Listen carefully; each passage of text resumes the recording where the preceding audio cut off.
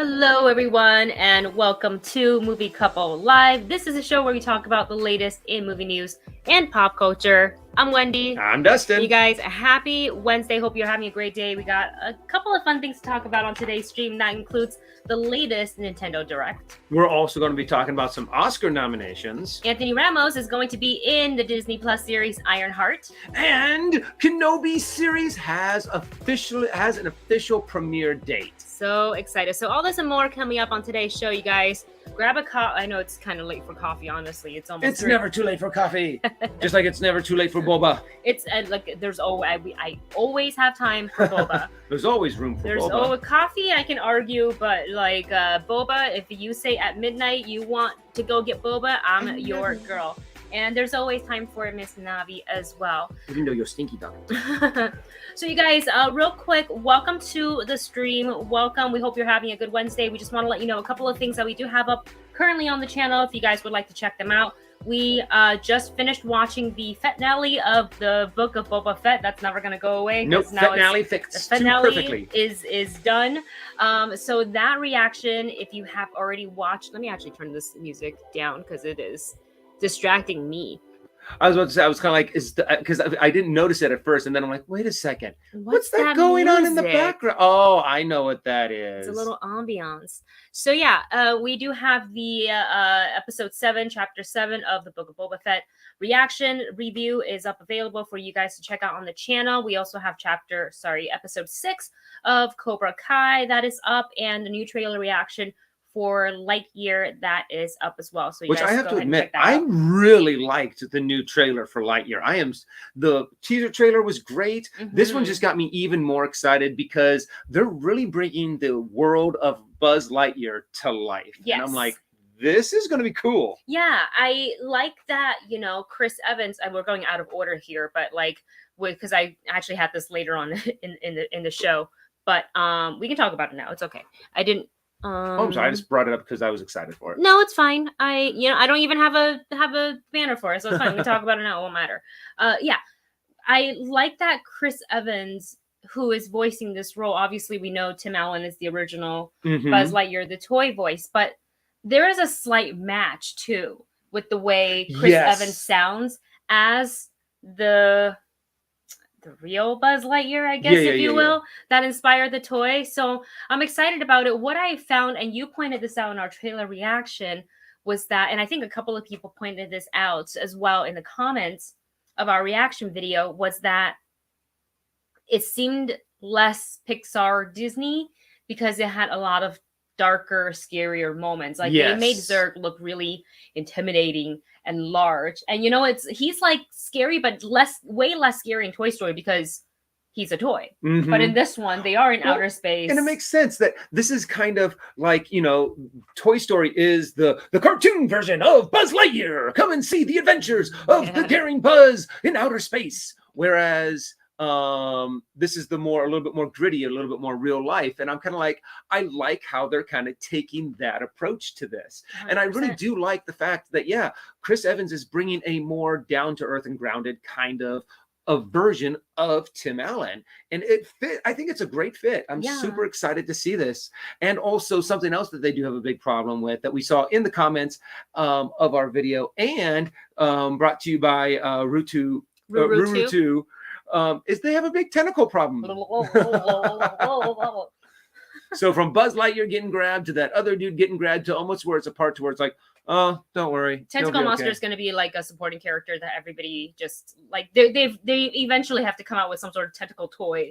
Or that sounds weird, but something. Plus, because it's centered around Buzz Lightyear, which is already a very popular toy amongst kids and adults, I would feel like Buzz Lightyear is a popular character already. So the fact that we are getting now the Lightyear movie and they're introducing an opportunity for us to buy even more Buzz Lightyear merchandise. Oh yeah, there's also a new toy that is going to be coming out, I'm sure, with the movie, and that is Socks, the cat in the suitcase. Yep. The robot cat that can, if they can make a RoboCat that can give Navi's like, what is that, Dad? Sorry, Navi. If it can make sounds like ambient sounds like rain, waves, thunder, whale call, white noise, I think people would snatch it up. Oh yeah. I would pay for it, I think. It wouldn't fit the vibe of our room at all. And I think Navi might have a problem with it. She's like, what the heck is this? Yeah, that's true. That's true. So, but anyways, that trailer reaction is up on the channel for you guys to check out if you would like. And with that, let's go to the chat a little bit and see what is what. So I didn't mean to click on that.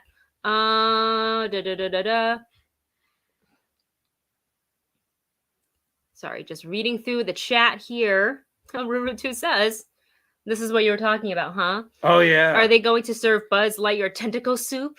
That would actually be kind of interesting, you know, if they started to bring some food from the movies. Like what vegetables would represent tentacles? Green beans? Oh, you maybe? know, actually asparagus or something.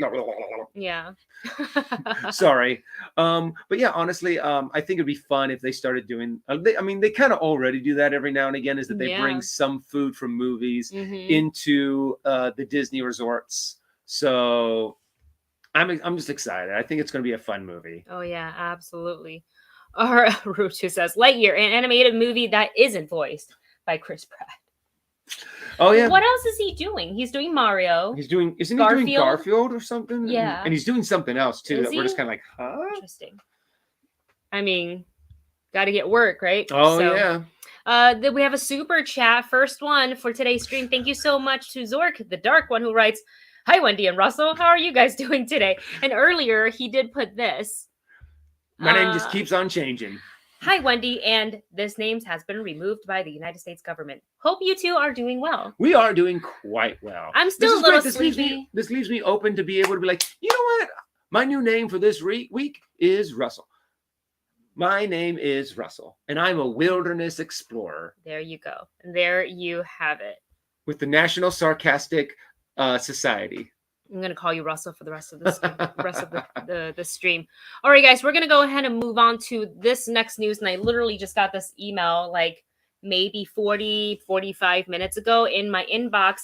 But Kenobi series, we now officially and there's a poster too, and I have it so I can show you guys. But I'm gonna pull up the email that I got. So we've been wondering when everybody was speculating that it was going to premiere in May, and I would say that they are correct, in their prediction of when the series would air. So the episodes are set to stream exclusively on Disney Plus starting on March 25th. And this obviously stars Ewan McGregor reprising his role as Obi-Wan Kenobi. So the story, just reading off the email here, the story begins 10 years after the dramatic events of Star Wars Revenge of the Sith, where Obi-Wan Kenobi faces his greatest defeat, the downfall and corruption of his best friend and Jedi apprentice, Anakin Skywalker, who turned to the dark side as evil Sith Lord Darth Vader. And the series also marks the return of Hayden Christensen in the role of Darth Vader. And we also have the rest of the cast members that they've announced here.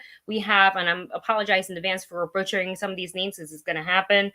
Joining the cast are Moses Ingram, Joe Edgerton, Bonnie Piesse.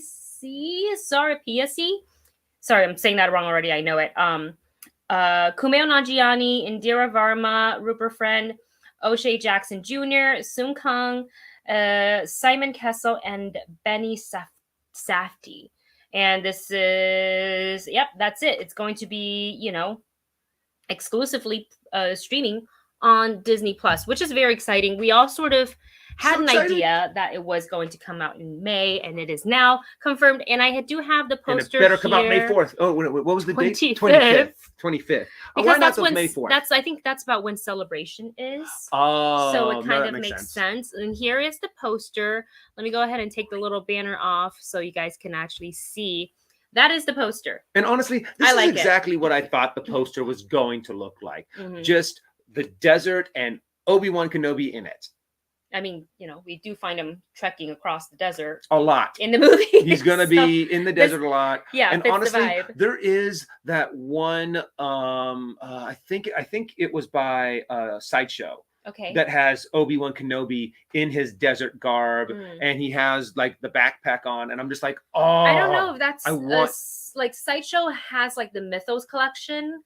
And there is one of, in the mythos of Obi-Wan, but I feel like maybe the one you're talking about could also be a Hot Toy 6 scale. Okay. Well, any one of them. I mean, it was just the fact that this is something that that came out years and years and years ago. Mm-hmm. This is something people have been wanting for decades. I mean, literally, ever since Revenge of the Sith, people have been wanting to see an Obi-Wan on Tatooine adventure story, movie, series, whatever, to see Ewan McGregor come back as Obi-Wan Kenobi for the longest time. And I'm so happy that we're finally going to be able to get to see this. When Lucasfilms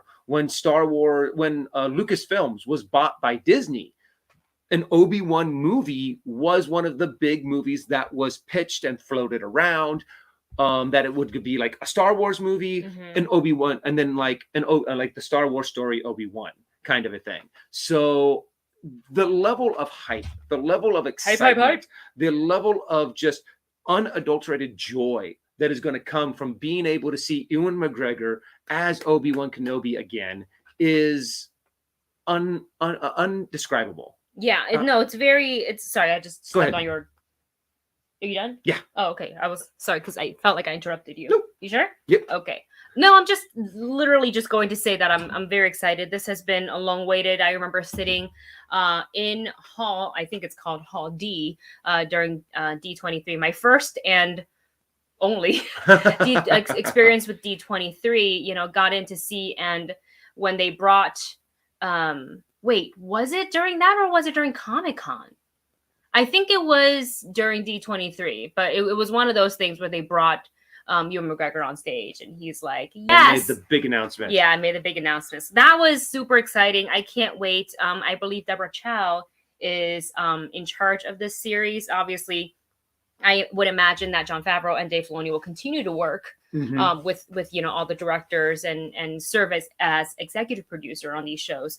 But I'm very curious to see how the story unfolds, and just to have Ewan McGregor back as Obi-Wan Kenobi. Exactly. It's very, very exciting. Honestly, just seeing Ewan McGregor as Obi-Wan Kenobi, just hanging out in the cave, and like every now and again going shopping for stuff, in Mos Eisley or something. Yeah. And just seeing him be Obi-Wan, I mean, no matter what he does, we're going to be excited. Yes. So I'm really curious to also see what adventures they put him on, kind of a thing. Mm-hmm. So, kind of a thing.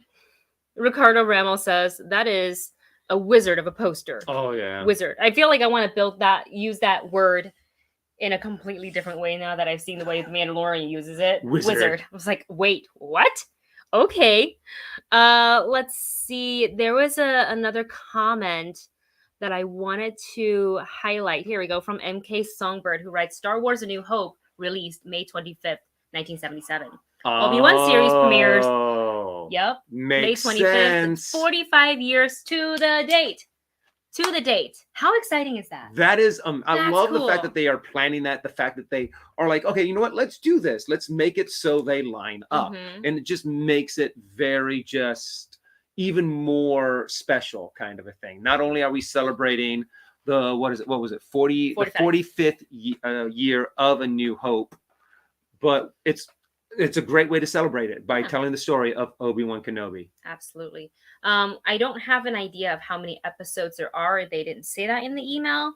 I am going to guess it's somewhere between 6 to 8, because that seems to have been That's general number of even though Book of Boba Fett was 7. Yeah, well, I said between 6 to 8. Oh, between. Seven. I thought you said 6 or 8. My apologies. I could have said 6 or 8, but I meant between 6 to 8. So we will see. And I'm sure they'll release more information, as the date gets closer. And we do have a super chat from Marvin Martin. Thank you so much. Marvin writes, if you could make a Mythos out of a toy. Ooh, so when we were talking about how Sideshow has like a Star Wars Mythos collection. So if you were to make like a Mythos out of a toy, what would you do? Mythos out of a toy? So that means one of the toys that was already existing? I think what he means is kind of what Sideshow did with the Star Wars line, like kind of reimagine and make the Mythos. Oh, like what would you? I'm taking liberty. I don't know for the question. So Marvin, if we can ask for clarification, Like, are we taking toys and combining them? Because in my head, I was thinking, take a character or an existing world, a universe of characters, and then like, what's the mythos of that? Oh, so why don't you go for it then? Well, I was just thinking in the realms of Disney princesses, but they wouldn't be princesses. They would be trying to save the kingdom from the villains, because and this would be inspired a little bit by, what is it? There's that like Magic Kingdom book and also by the card game that they used to have at Walt Disney World. Oh yeah, the sorcerer cards or something like that. I don't remember the name of it because it was forever ago when we played that. But if the villains have band together to try to take over the Magic Kingdom, then the princesses, all the existing ones, would also band together to defend. So they would, be their princesses. They would have their colors. They would have, their physical appearances would remain intact, but I feel like they would have on battle gear. So I could see like Rapunzel with a bit of like chest armor, boots or something like that, and she's got this like not just a regular looking frying pan, but she's got this like one sick looking frying pan that can do some damage. And same thing for Ariel. She'd be probably human at this point, but she could still have her purple and green, and then she would maybe have her dad's trident as a weapon, just something like that. That would be the realm. At least, and kind of keeping with the mashup, I would love to see that kind of, because they did all of those warrior princess versions of like the D&D version. They had them all dressed up as Mandalorians. There was actually a huge group of cosplayers that did princess Mandalorians and princess Jedis. I think it would be really fun to kind of see something like that done. To have all of these warrior princesses brought to life, and a lot of these different mashups, kind of a thing. So is that your idea as well? Yeah, to kind of do like a Mandalorian, like what if they were all Mandalorians? That would be really fun. Big mashup. So obviously licensing would be a bit of a mess, because you'd have to talk to Disney and Lucasfilm. So Marvin Martin puts he clarified, like what they did with Buzz Lightyear and what you're talking about at the movie couple. So taking a toy and kind of bringing, like, telling the real story behind the inspiration of that toy, kind of a thing. So I guess kind of like what they did with like maybe like Cinderella, and trying to tell like a real version of that, of what happened in real life. Oh, dude, the actual Cinderella story is pretty gruesome, though. Oh, yeah. It's pretty gruesome if you read the actual. And there's like a couple versions that I read, but the one I read growing up before I saw the Disney movie was not like all, rainbows and sparkles and glitter. It was a little bit. I was like, they did what to the sisters? Oh, So making it a little bit more of a real life gritty version of a toy, the toy inspiration. And Buzz Lightyear is a really good one to do. Maybe, doing a Western version of Woody, to where he is a sheriff in and it's just his adventures of Woody the sheriff, and like in the old West kind of a thing. That would be a really fun one. Give me a few minutes and let's move on to the next topic, and I'm going to think about a few more that would be really fun to see. Let's see, a couple of you guys staying in chat in regards to the episodes. Ruru 2 and Steve says Obi-Wan will have 6 episodes according to Wikipedia. So far Wikipedia usually is pretty like on target. I want more for the most part. So I want 8. I want 10. Give me 12. Can they be an hour each? And all of them are an hour long. Yeah. Oh, okay. Or what they did with G.I. Joe or Teddy Ruxpin. Okay, let's see. We've got a super chat from Black Mama Lala. Thank you so much. Who writes? Before this, though, there was another one. Yeah. Okay, I'll go back up. I'm sorry, I missed it. Which Disney Pixar movie gives you the most tears? Up. Within 10 minutes, I was crying because of what happened between the two of them, and I was like, "Wait, is this a Pixar movie or why? Why am I so upset?" That one, and then Coco. Coco would be the ending to Coco when he's singing "Remember Me," and you're just like, "Remember him, remember your father." So sad. Yeah, there was not a dry eye in that theater. Mm-mm. Maybe the kids, because maybe some of them haven't quite grasped, but I know at least the adults were. There was a lot of sniffling in that theater. Okay, I'm sorry I missed this super chat from Silver Princess. Thank you so much, Silver Princess. Silver Princess writes, fun fact, there was an ancient Sith emperor during the Old Republic era who was so powerful and so feared that the Jedi and the Sith joined forces to prevent his resurrection. His name was Vitiati. I couldn't pronounce it. But yeah, I remember watching a YouTube video that did talk about this. That there was a time that the Jedi, and I'm not wondering. I think they were like something between. They weren't like full-on Sith Lords, but they were like an offshoot from the Sith Order. Okay. So they paired up with the Jedi to stop his resurrection. I might be completely wrong. I do have to refresh. It was a video that I saw a long time ago. But just why is it not coming up? Bringing this up, it just shows how incredibly deep and expansive Star Wars Legends and the Star Wars universe is. And I honestly want to see some of these other stories come to life. I am a little bummed that the next Star Wars series is going to take place only like say 100 years ago. So that means Yoda is still alive, kind of a thing. I want to, instead of the High Republic, I would love to see the old Republic start around with Darth Revan, Darth Bane, bring in those characters a little bit more, or go all the way like maybe 100 years in the future of what is it called? The Rise of Skywalker, kind of a thing, and see what has happened there. But we want to see the building of a new Jedi Order, kind of thing. That's something that we've been crying out for ever since Return of the Jedi. And I want to see that Luke Skywalker series. I want to, honestly, that's a mythos that I would love to see brought to the screen, is Luke building up his Jedi Order. Grogu is obviously left, so Luke is now kind of like I got no students. I had one student and now I've got none, kind of a thing. Maybe I need to rethink this whole attachment thing, because I'm not going to find older Force-sensitive people who are willing to part with the people that they're attached to. Yeah, kind of a thing. So I'm just, honestly, that's the story I have been dying to see for years. For decades.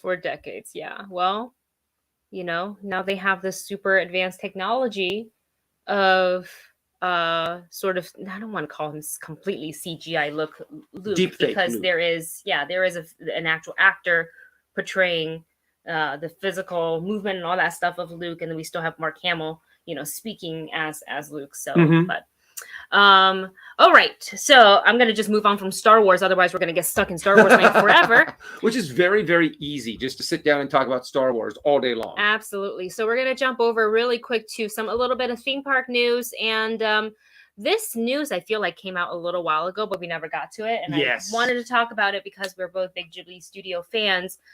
Even though this theme park is not going to be in the US, it will be in Japan, but we know that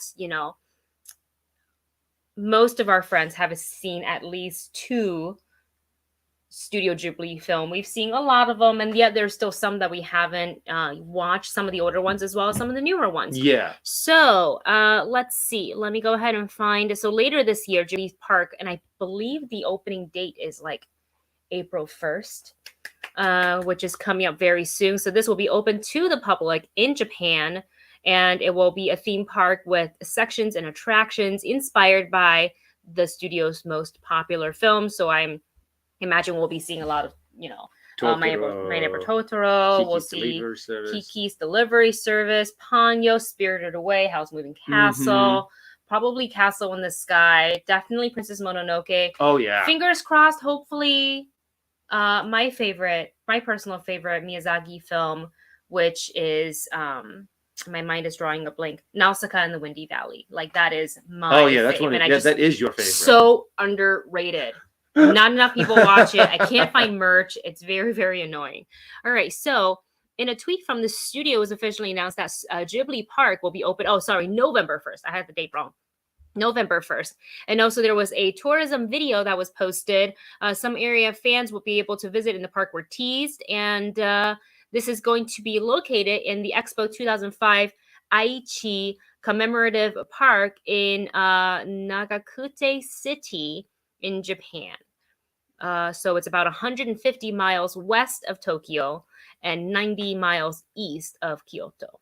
I like that it's not near the city. Yeah. Assuming from the way they're describing it in this article. So you just probably hop on a train, and then the trains are super nice. In Japan. Oh yeah. Everything's clean. Public transportation is really excellent. Good. Yeah, it's clean. It's and so clean. Let's just add something else for Wendy and I to go see the next time we go to Japan. Yeah. Because honestly, that is one of our big to-do lists, is that we want to go back to Japan, and we want to spend 2 weeks there, kind of a thing, and just be able to see all of the amazing sights. I want to eat all the food. I want to take in all the culture. I want to visit all the things. I want to buy all the things. Oh, get some more delicious We'll probably ramen. buy a suitcase there. I have an extra suitcase, and we'll just check it. So we came back home because we actually did that on the way back. My mom had an extra suitcase. She's like, I don't need this. When you get done with it, just throw it away. We're like, okay. It was kind of old. Yeah. So currently planned, Ghibli Park will have 5 areas.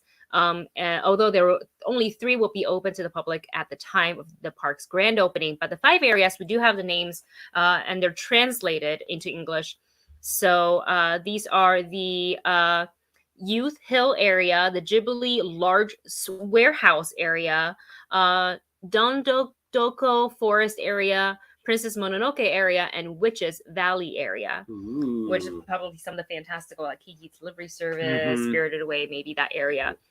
So that sounds like fun. And the Youth Hill area is going to be some sort of a main gate area for the park, lined by buildings resemble to be seen in the film Whisper of the Heart and the film's spin-off sequel, The Cat Returns.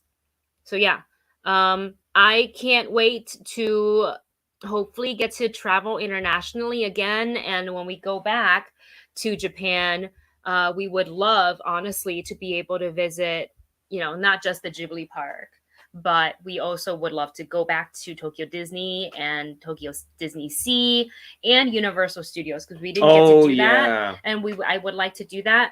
And there's also, I think, like a Studio Ghibli museum that we can go to. I would like to book an appointment to eat at the Pokemon Cafe. Oh yeah. And also maybe go to like an animal cafe, see like maybe if they had like a hedgehog cafe.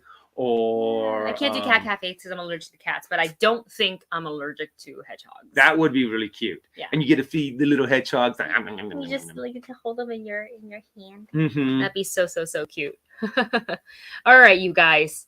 Let's go ahead and move on to the next.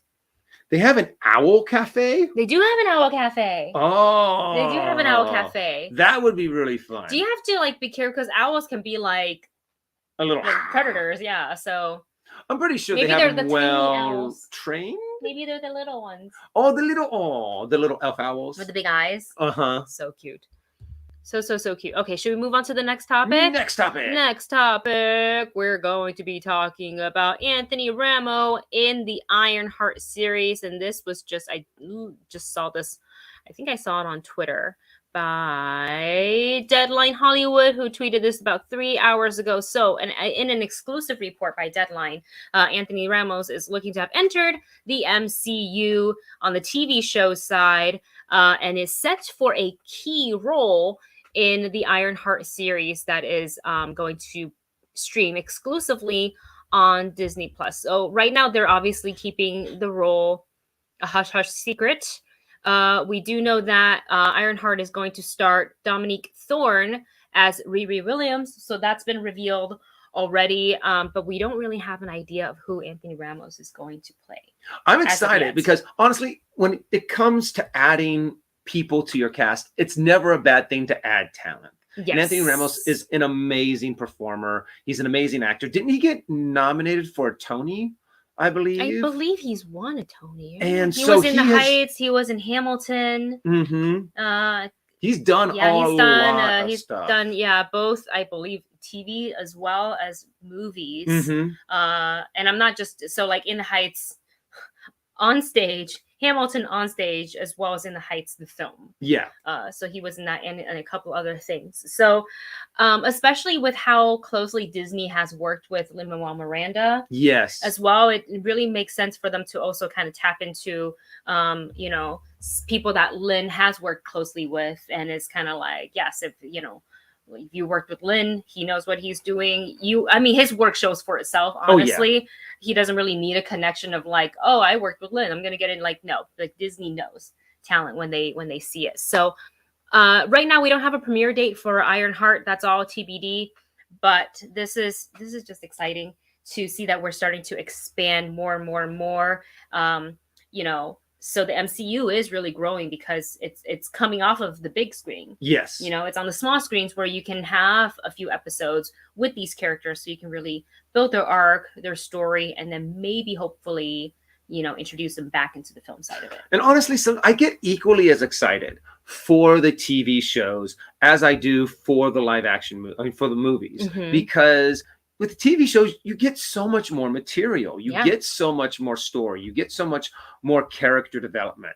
So I am eager to see where they're going to go with this, and the fact that they're able to bring them into the live action, into the movies as well. Yeah. Since the universe is now just exploding. I can't believe just the fact that we are getting this and this big of a universe that spans multiple TV shows, over 25, 26, 27 full-length motion pictures. Amazing. It's insane to think that this who would have ever have guessed this, 10 years. When did Iron Man come out? 2012?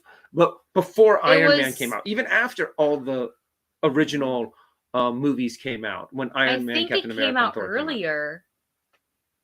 I feel like it came out earlier. So, but Iron Man came out. Who would have thought that this would have ever happened?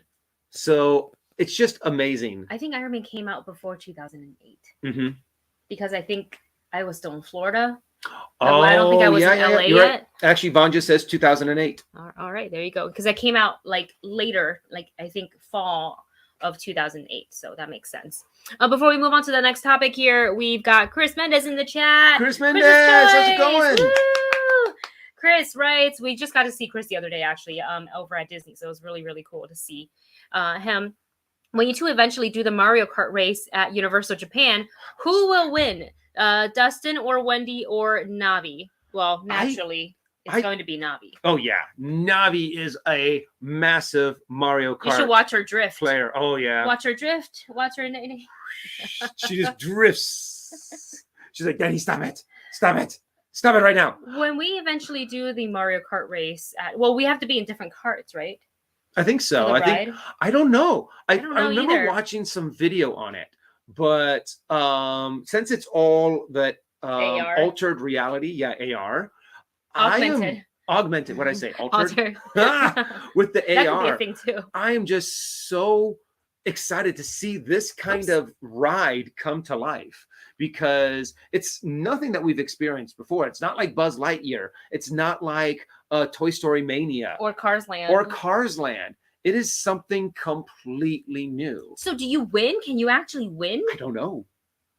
I do not know. I know you can throw items. Maybe that's how you score.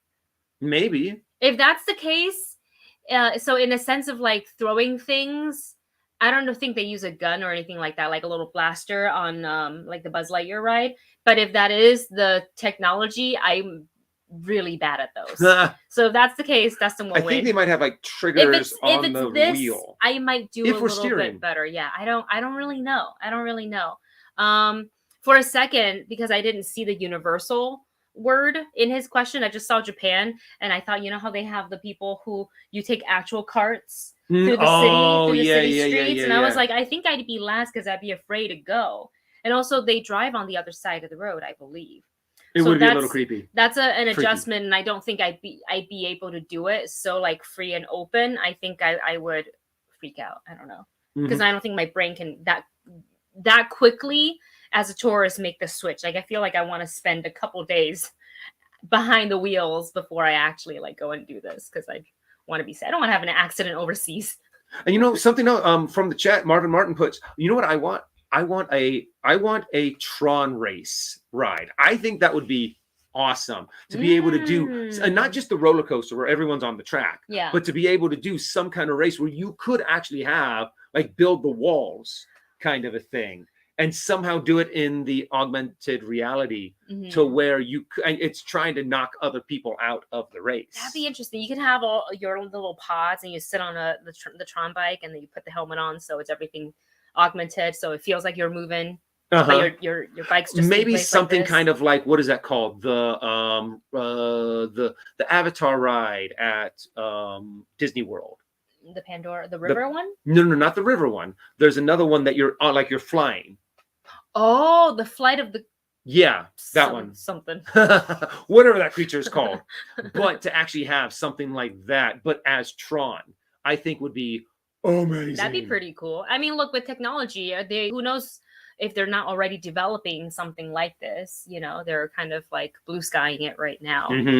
I want them to bring back the blue sky cellar. I know. That was so. I loved going in there, walking through there, and now it's just be like, "What's new, Disney? What's new?" It's just sitting there, right? It's not really doing anything right now. No one's allowed in there. Yeah, that's a bummer.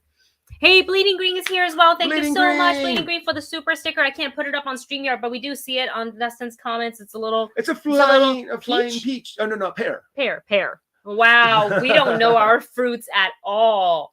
It's a flying pear. It's super pear. Super pear. We're super pear. Sorry.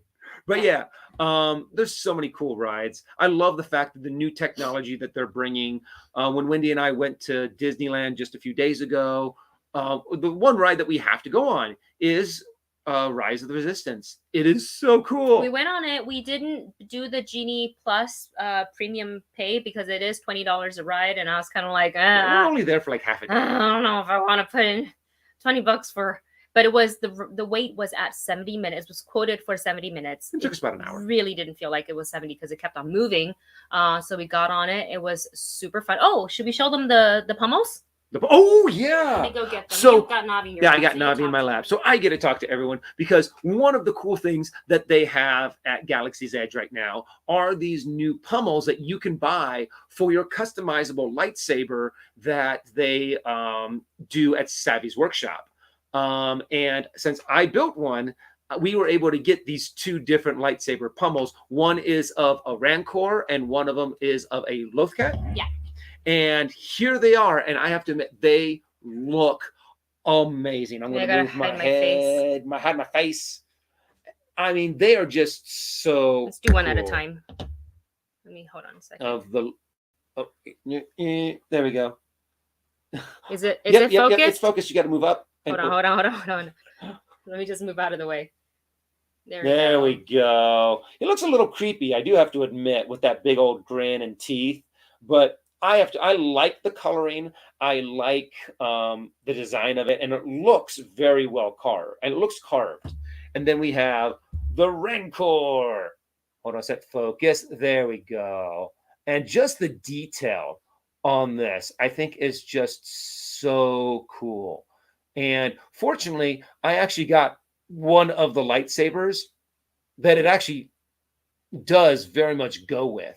So we're actually going to put it on on my lightsaber right now. I got the Guardian one, but now I want to go back and make the nature one. Which is what I'm probably going to get because I think it'll look really cool with the Lothcat pummel. So yeah, we bought these because even if you don't have like, you know, a Savvy's Workshop lightsaber, these still really look cool just, you know, sitting. Like it just looks cool as decor. But the base of it does come off with a twist like so. And then you can screw that part onto the pummel of the lightsaber hilt.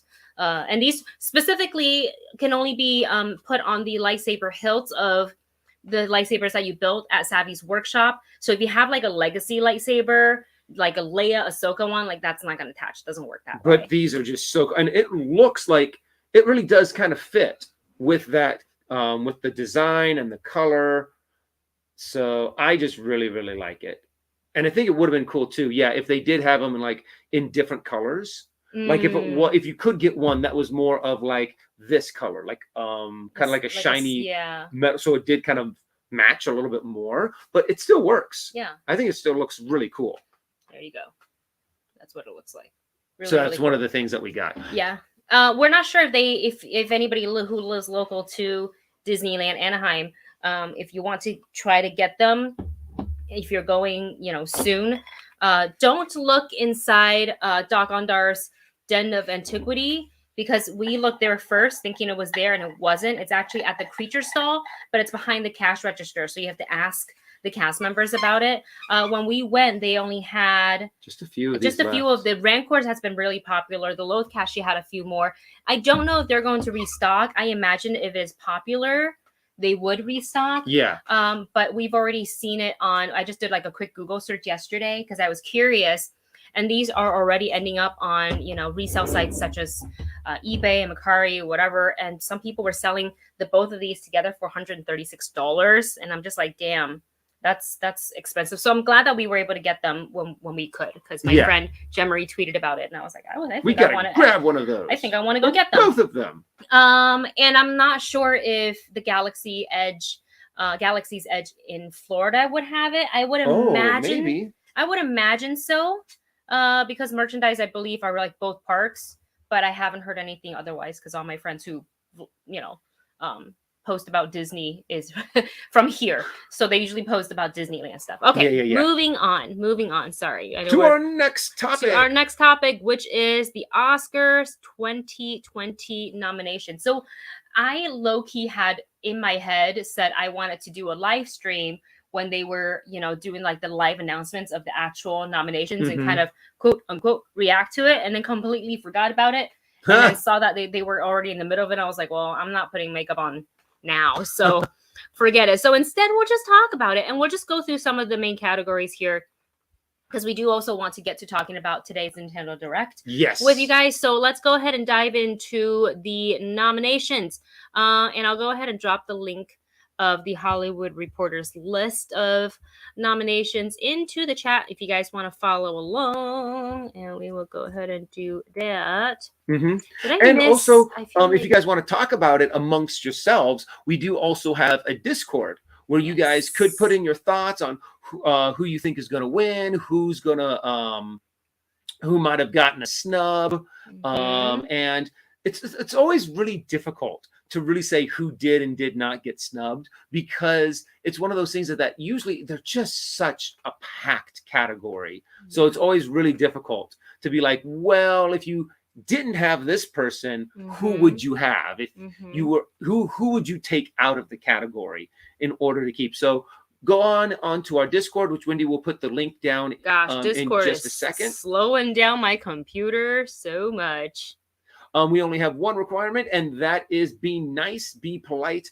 You can disagree. You can be like, I don't agree with your choice, but I understand that this is how you feel. That's cool. Yeah. So just be nice, polite, and chat it up. Yes, absolutely. So the link to the list of nominees is in the chat, and the link to our Discord is in the chat as well. And with that, let's go ahead and move on to our Oscar talk. So for Best Pictures, here are the nominations. We have Belfast, Coda, Don't Look Up, Drive My Car, Dune, King Richard, Licorice Pizza, Nightmare Alley, The Power of the Dog, and West Side Story.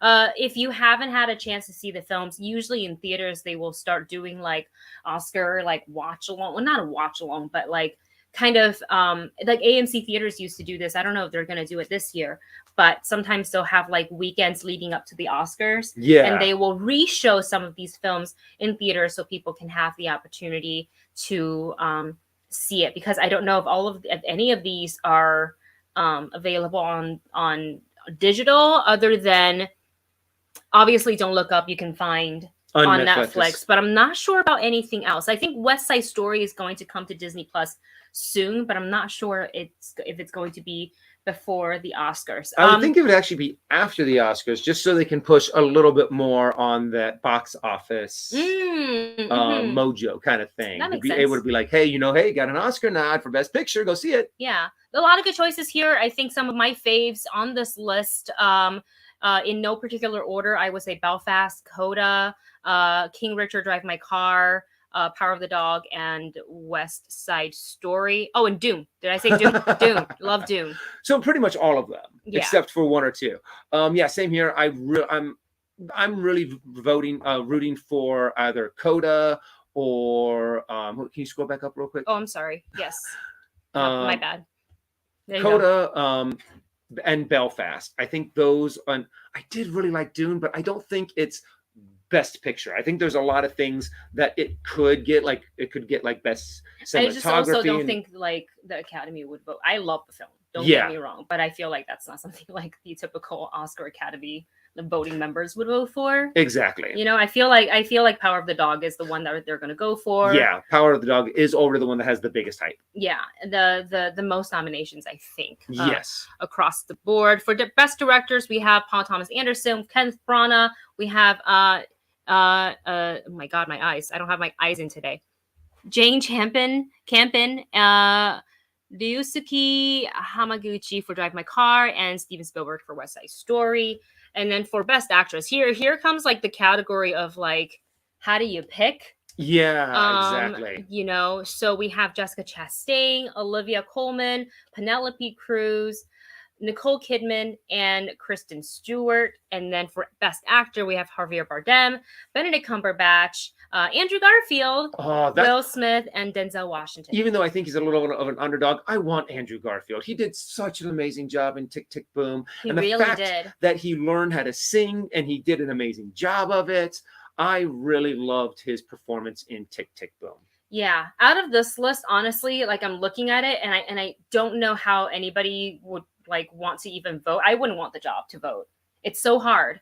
But I feel like the front runner of this category, as much as I love Andrew Garfield and as much as I love Tick, Tick, Boom, I feel like the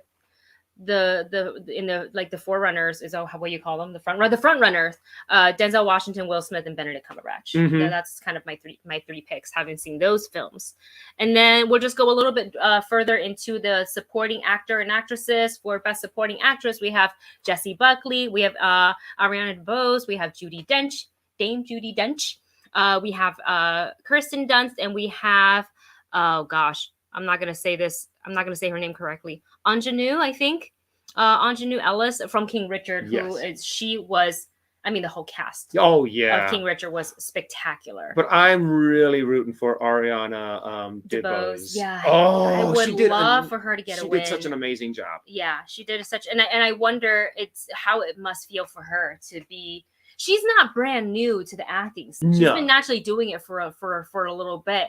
But I think her performance in West Side Story really blew everybody away. Mm-hmm. She's just so extremely talented. And then moving on to Best Supporting Actor, we're just kind of like getting through this real quick because I'm realizing what time it was. And I also realized that, oh crap, I have something at 5:00 and I didn't take that into account. So Best Supporting Actor, we have Kieran Hines, we have Troy Kotsur, Jesse Plemons, J.K. Simmons, and Cody Smith-McPhee. If you haven't seen Coda, I implore you, please find it somewhere, whether it's in a theater, if you're okay with going to theaters. I don't know if it's available on the VOD, but please go see it. It is a fantastic movie, and I love that he is nominated in this category. Same here. And of course, I also just love J.K. Simmons too. Yeah. Okay. One of the things I did want to talk about is, and I know there's so many more categories, so feel free to please let's have a discussion on Discord if we want to. But I want to go to music really quickly. So for Best Original Song, we have "Be Alive" from King Richard. We have Dos Oruguitas, that's from Encanto. We have Down to Joy from Belfast, No Time to Die from No Time to Die, and Somehow You Do from Four Good Days. I am a little surprised that, and don't get me wrong, this song is so good. It comes towards the end of the movie in Encanto, but I'm a little surprised to not see We Don't Talk About Bruno here. I know. Because the composition of that song is so cool. Yes, I really wanted to see We Don't Talk About Bruno. I'm just surprised. It is so catchy. It is so well put together. I loved it. And it's one of those songs that has been stuck in my head for the last 3 weeks. Kind of. And it kind of just comes in and out. And I really wish that would have been nominated as well. Yeah. But I'm just happy that Encanto got a song in there because I love the movie, and I think the animation is beautiful and the music is beautiful. And I love this tidbit from MK, who writes, fun fact, Troy Kotsur helped develop the sign language used by the Tusken Raiders in The Mandalorian. Oh, that's awesome. There you go. That's how we do it. Oh, MK also says we don't talk about Bruno. Wasn't submitted for Oscar eligibility. I guess we really don't talk about Bruno. Oh wow, so much so we don't even talk to him about the to the Academy. Just because we don't mention Bruno. Put the other song in there, the one that Abuela sings.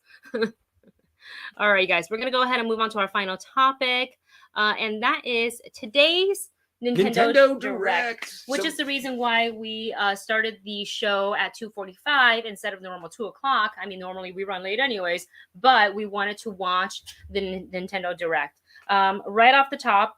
And I knew it. I knew I should have waited to make the thumbnail for today's show until after the Direct. I was so confident that we were going to get just a little bit of Breath of the Wild news that I was like, I'll just put Link in there. It's fine. I'll put Mario and Link. It's like a sure bet.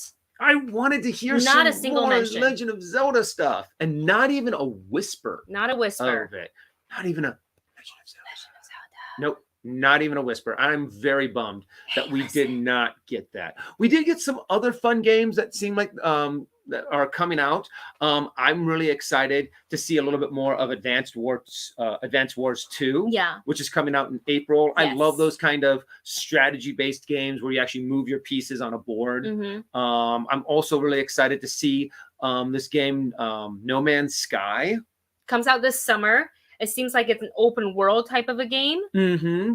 And I really like the fact that it's like an open universe, an open galaxy kind of thing. You have to build your own shelter. You can pick a different kind of category and things of like if you want to be a fighter, if you want to be an explorer. Yeah. So I'm excited to be able to dive more into that. They only kind of gave us like a surface view of what it is, but it looks pretty cool. Yeah, a lot of games coming out this summer as well. So I think they're getting ready for school to go on break and for the people to be like, well, it's hot, so I'm going to stay in and play video games and just download. Oh, yeah. If you guys are into Mario, they did also release, like there was a segment talking about the Mario Strikers Battle League. So that if you're into that, that's never been like a game that I was particularly into. Yeah. But they keep making them. Obviously, there's an interest, in games like that. Yeah, so the Mario sports games are usually very popular. Like the golf one. The golf one was really. Mario Golf is surprisingly popular. Yeah. I'm not a big golf fan myself, but if you are, there's plenty of fun games to choose from.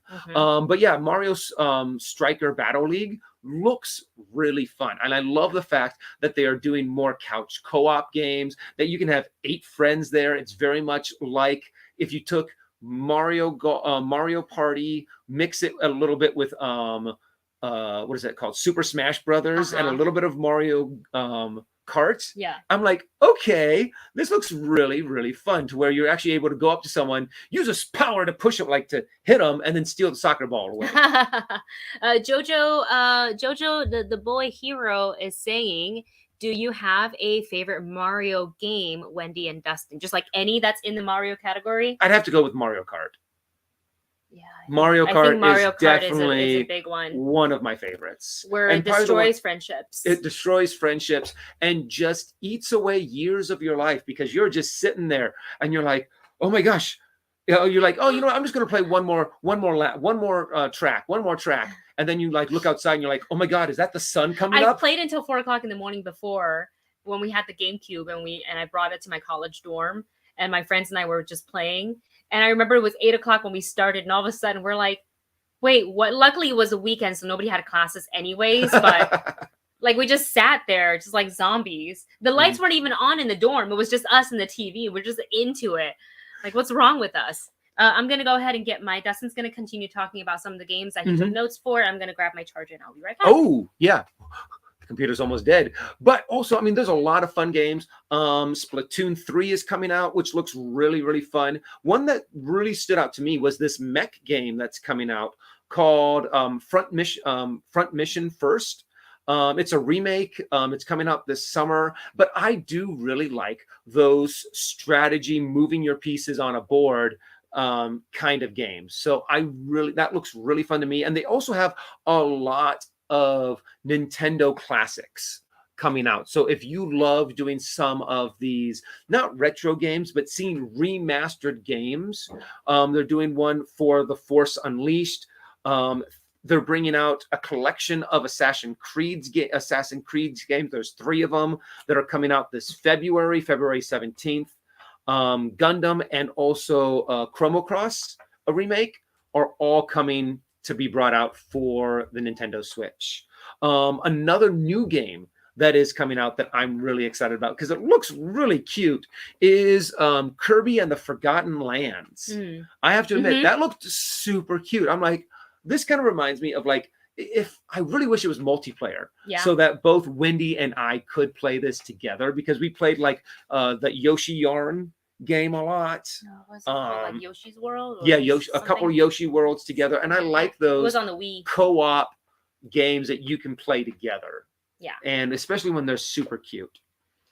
And I want to get to this before it disappeared. Marvin Martin super chat. Thank you so much. If you can make any video game characters aware, like Free Guy. Oh, Kirby would be fun. Kirby would be fun. Make Kirby being able to break the fourth wall. Yeah, that would be really fun. Crash Bandicoot would be a little weird to break that fourth wall. That'd be funny.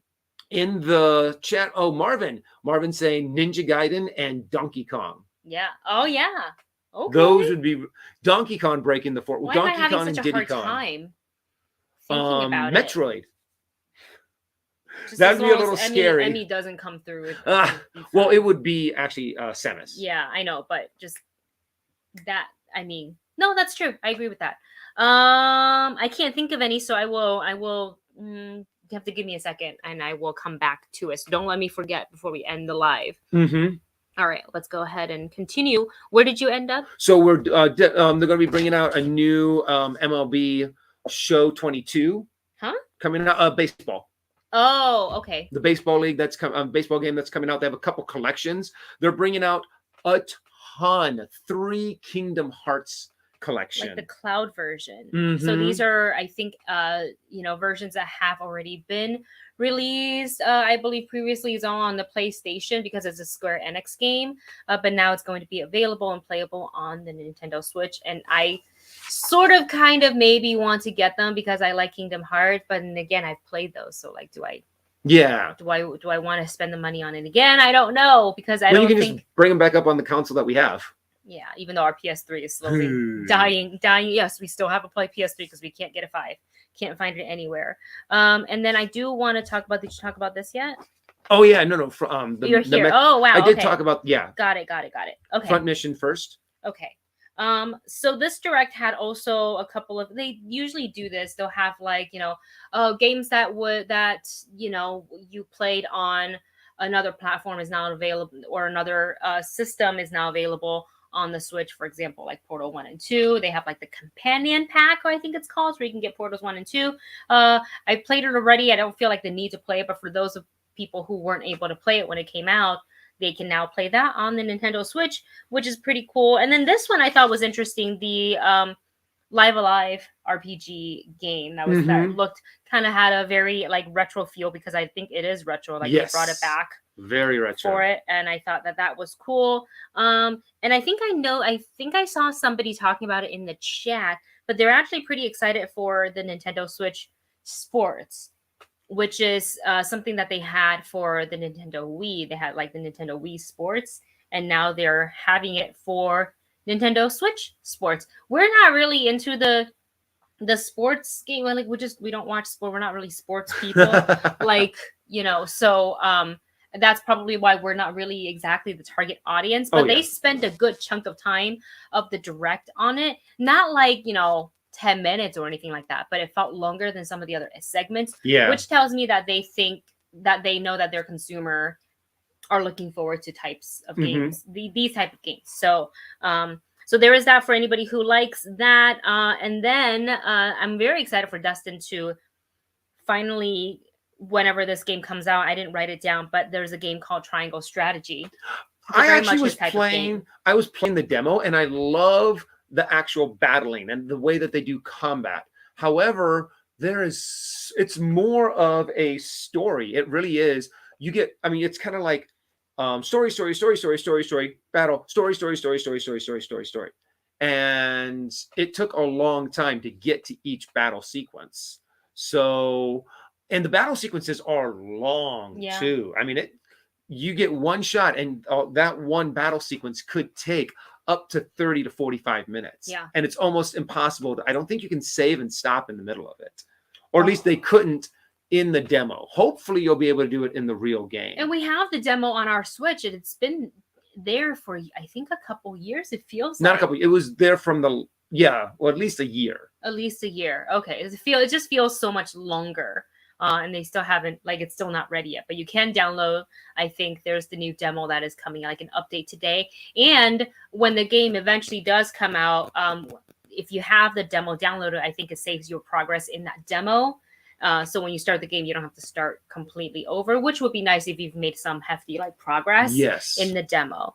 Let's see, what else do we have here? We've also got they had a new Cuphead. Yeah, the new DLC. And it's kind of cool. Because Cuphead really is kind of boss centric. It's kind of like boss level after boss level after boss level.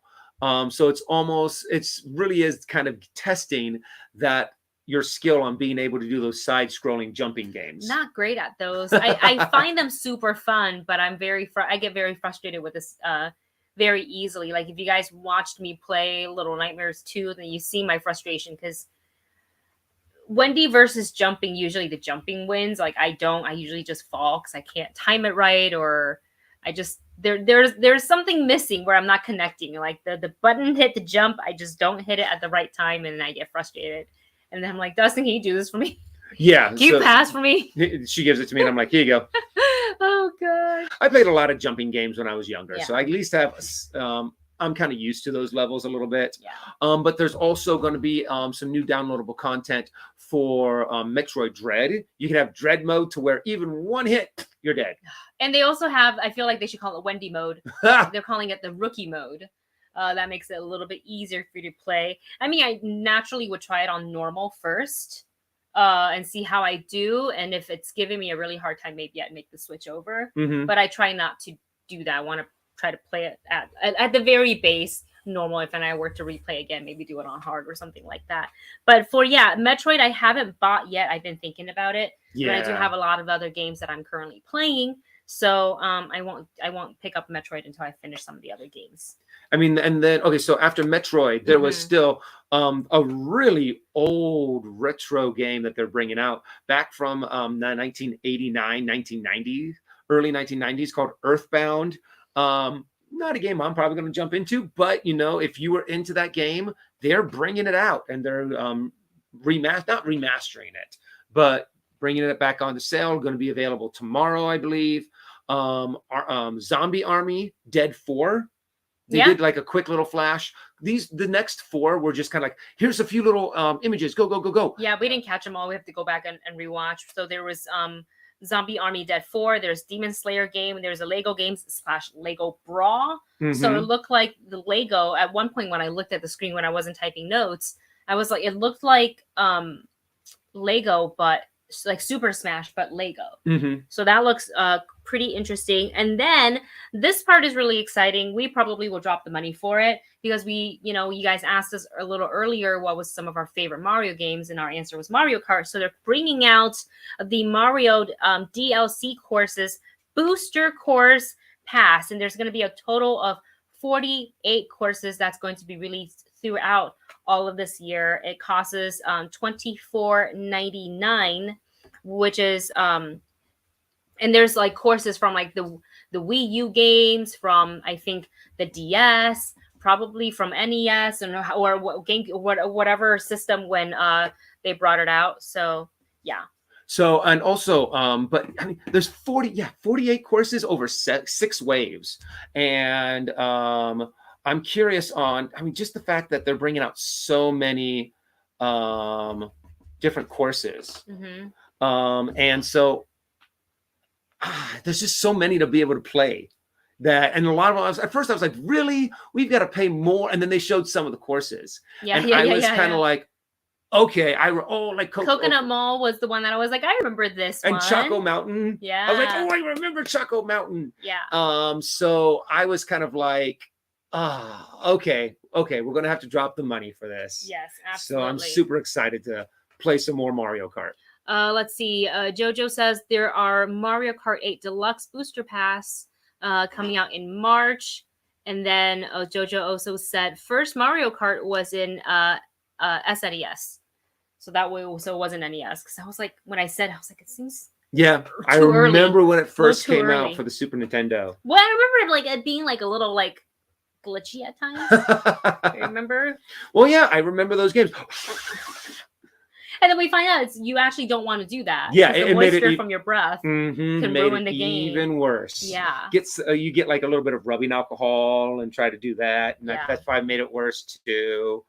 But yeah, I want to play all those levels. I want to do some of those races. So it seems pretty fun. And the final big announcement, which I really thought it was going to be Legend of Zelda, but it's not. It was Xenoblade Chronicles 3.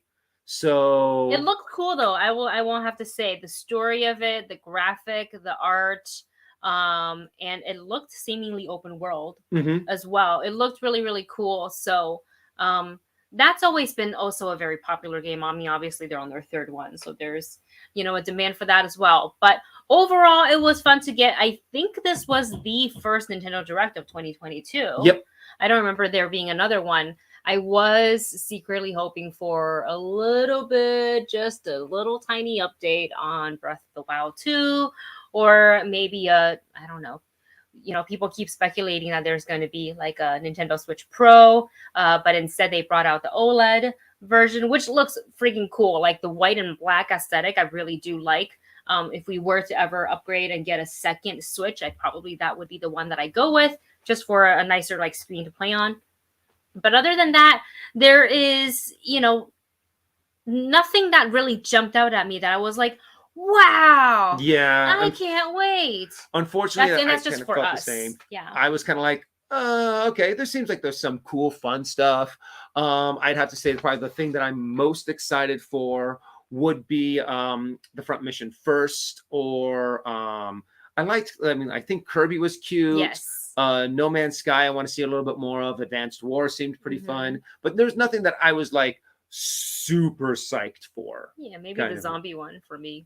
Zombie one. Maybe the zombie one. Zombie Army, Dead 4 seemed fun. But, this is only the first of the year, and we're going to find out probably more as the year goes on. Yeah. And you guys, that is, before we end, I did see Noah continuing to put this news in the chat, so I do want to address it. Noah writes, did you hear... I want to go up. There we go. Did you hear about the news about Futurama? If you've seen the show, Wendy and Dustin. If not, it should be on Discord, or I can tell you. I'll just go to Discord on my phone, because on my computer it is slow AF. So for some, and I think they're saying, I don't know why it's been like that lately. It never used to be like that. Never used to be an issue. Anyways, I'm sorry. Continue.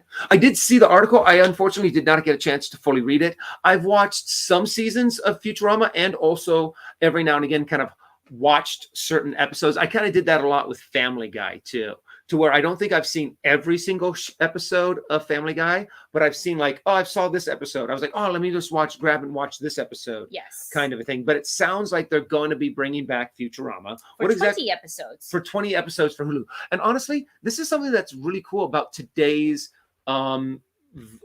video on demand environment, is that they could be like, hey, you know what, let's get 20 episodes of Futurama. Hey, you know what, let's get 15 episodes of Animaniacs. Right. And shows that they could just be like, hey, let's drop a little bit of money in this bucket.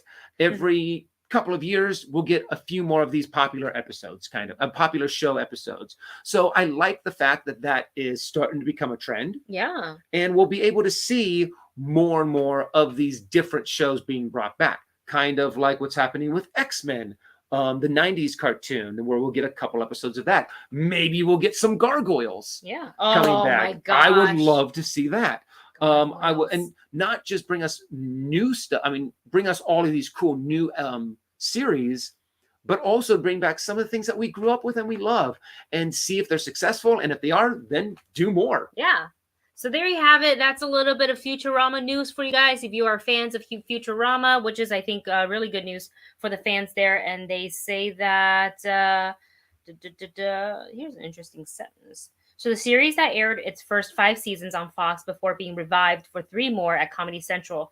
And it will return to production this month for a 2023 premiere. You get 20 episodes of it on Hulu, which is great news if you are a fan of Futurama. And with that, it's funny, yeah, they went from the Fox to Comedy Central to Hulu. we're just gonna move. To Disney in a sense, because Disney owns Hulu. Essentially, yeah. All right, you guys, that is the end for our live stream for today. Later on, and honestly, in like 2 hours, I will be back on Twitch, not my own channel, but over at the DAT Network. I will be playing in a D&D 5e game that is called Bedlam Discord Odd Jobs, where me and my adventuring party, that's our job. We take on odd jobs. We're contractors. Do you want somebody to walk your sheep across the plain and deliver them to the whoever it is that we were delivering them to? Sure. That's what we will do. You want us to, catch some monster rats for you from the underground caves? No problem. Odd Jobs will take them on. So that is what I'm playing tonight over at the DAT Network, which you will see right here. So and what level are you guys at right now? I don't remember. Are you level 3 or level 4? Let me check my D&D Beyond. Not sponsored. #, not sponsored. But yeah, I mean, honestly, they started from level. You guys did start from level 1. I want to say she's level 3 or 4 now. And I still only have 1 attack as a barbarian. If I'm not mistaken, in one of the previous episodes, it's not showing up. Oh, there Galita is a barbarian that loves glitter. There was told of a little bit of glitter and stab. Glitter and stab. So I'm really curious to see what happens. Oh, no. But thank you all for today for joining us. I don't know what level I am. I have to sign in. I don't remember my password. Thank you all so much for joining us. Please don't forget to check out some of our other videos here on, here on YouTube. We've got our Mandalorian. We've got some reactions to Vox Machina. We've got some reactions to Cobra Kai. Don't forget to like, share, and subscribe if you haven't already. And we'll see you guys in the next live stream or video. We'll see you guys on Saturday for all the spoiler talk of the finale of the Book of Boba Fett, and as well as the 3 new episodes of The Legend of Vox Machina. All right, guys. We love you so much. We will talk to you soon. Bye. Oopsie. Oh, we're still here. Oh, hi, everybody.